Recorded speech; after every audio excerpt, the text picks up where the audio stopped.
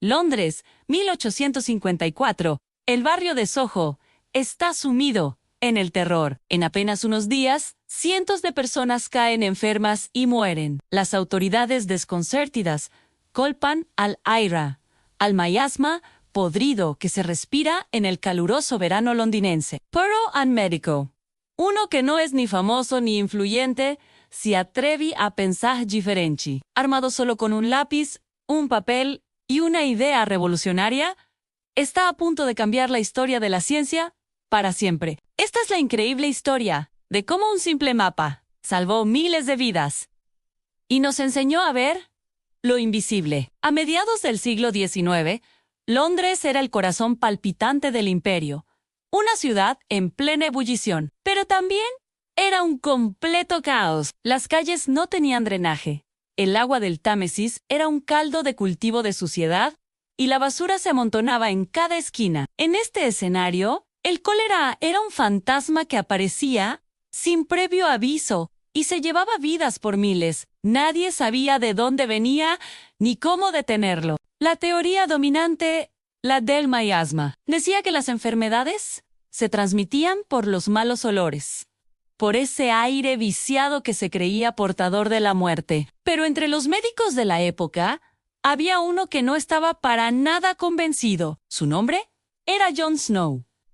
Y no tiene nada que ver con el heredero de la casa Targaryen, aunque su historia también es digna de una saga. Jon Snow no era un célebre investigador ni un académico de renombre. Era un médico anestesista, un pionero en su campo que incluso había asistido a la reina Victoria en sus partos. Pero más allá de su trabajo diario, tenía una obsesión que lo consumía en entender cómo se propagaba realmente el cólera. Desconfiaba profundamente de la teoría del miasma. Para él, no tenía lógica. Si la enfermedad viajaba por el aire, ¿por qué no afectaba a todos por igual en una misma zona? ¿Por qué algunos se enfermaban y otros no?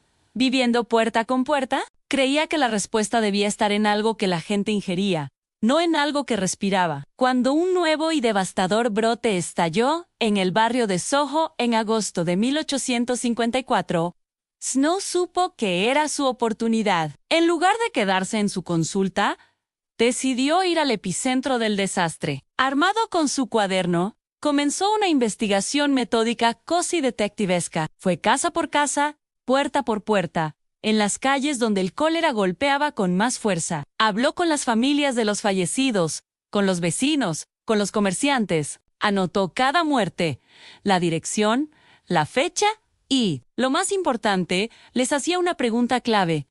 ¿De dónde obtenían el agua para beber? Poco a poco, una pauta comenzó a emerger de entre el caos y el dolor. Una y otra vez, las historias se repetían. La mayoría de las víctimas, casi todas, tenían algo en común.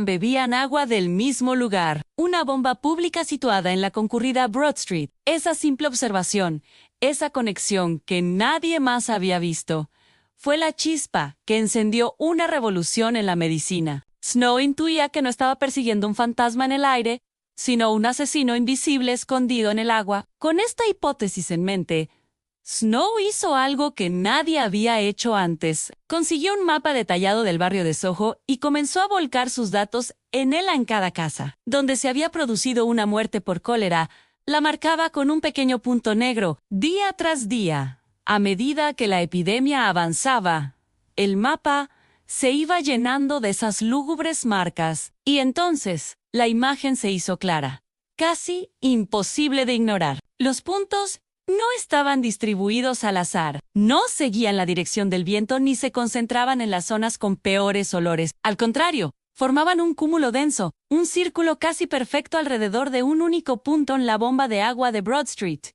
Era la prueba visual de su teoría, donde otros solo veían calles y casas. Él veía la huella geográfica de la enfermedad. Para reforzar su argumento, Snow buscó las excepciones, los casos que no encajaban. Por ejemplo, se dio cuenta de que en una cervecería cercana, ninguno de los trabajadores había enfermado. ¿Por qué? Porque les daban una ración diaria de cerveza y casi nunca bebían agua. También investigó una fábrica de cartuchos donde la mortalidad era muy baja. Descubrió que tenían su propio pozo. Pero el caso más revelador fue el de una viuda que había muerto de cólera lejos de Soho.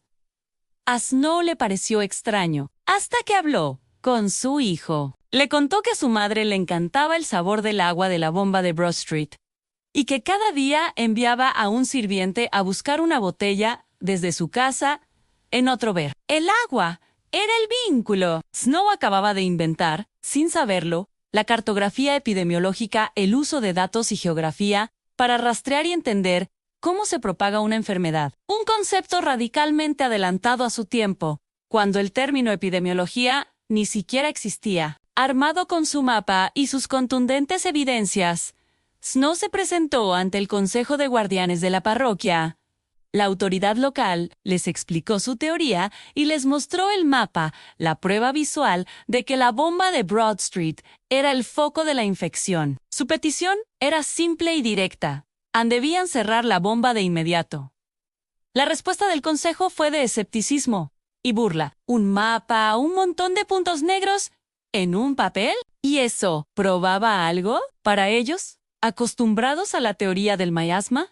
La idea de que el agua cristalina pudiera ser la portadora de la muerte era absurda. Le dijeron que su teoría era una mera conjetura, pero Snow no se rindió. Insistió, argumentó y presentó cada dato que había recopilado con tanto esfuerzo. Finalmente, aunque no del todo convencidos, la evidencia era tan abrumadora que el Consejo accedió a tomar una medida de precaución. El 8 de septiembre de 1854, retiraron la manija de la bomba para que nadie más pudiera sacar agua de ella. Y entonces ocurrió lo que para muchos parecía un milagro. Casi de inmediato, el número de nuevos casos de cólera comenzó a desplomarse. En pocos días, la epidemia que había aterrorizado Soho durante semanas simplemente se detuvo. El brote había terminado. Al retirar la manija de la bomba, Jon Snow no solo había salvado incontables vidas, sino que también había asestado un golpe mortal a una creencia científica que había perdurado durante siglos. La teoría del miasma empezaba a desmoronarse. Una investigación posterior reveló que el pozo de la bomba había sido contaminado por un pañal de un bebé enfermo de cólera que se había filtrado desde un pozo negro cercano. Y Snow tenía razón. El asesino era, efectivamente, invisible y se escondía en el agua. Jon Snow demostró, a través de la observación, los datos y un simple mapa, que el cólera no viajaba por el aire, sino por el agua contaminada. Su trabajo fue la piedra angular de la medicina moderna, basada en la evidencia. Años después, en 1883, el científico Robert Koch aislaría la bacteria Ascaris, Vibrio cholerae, Ascaris, confirmando a nivel microscópico lo que Snow había deducido décadas antes, solo con lógica y un mapa. Aunque Jon Snow no vivió para ver el enorme impacto y reconocimiento de su trabajo, murió apenas 4 años después del brote de Soho. Su legado es inmenso. Sus métodos inspiraron la creación de los sistemas de salud pública que hoy protegen a miles de millones de personas en todo el mundo, desde el saneamiento del agua hasta la vigilancia de enfermedades. Hoy, una réplica de la bomba se erige en Broadwick Street and NTS Broad Street como un monumento a su genio, y su mapa original, esa simple hoja de papel cubierta de puntos negros, se conserva en museos y universidades como un tesoro de la ciencia. Es más que un simple mapa, es un testimonio del poder de la observación del pensamiento crítico y de cómo una sola persona, con una idea audaz, puede cambiar el curso de la historia y enseñarnos a leer los secretos que se esconden a simple vista. Si te ha fascinado esta increíble historia sobre cómo la ciencia y la curiosidad pueden cambiar el mundo, no olvides darle a me gusta y suscribirte a nuestro canal. Cada semana, desenterramos más historias reales y asombrosas que merecen ser contadas. Gracias por acompañarnos y hasta la próxima.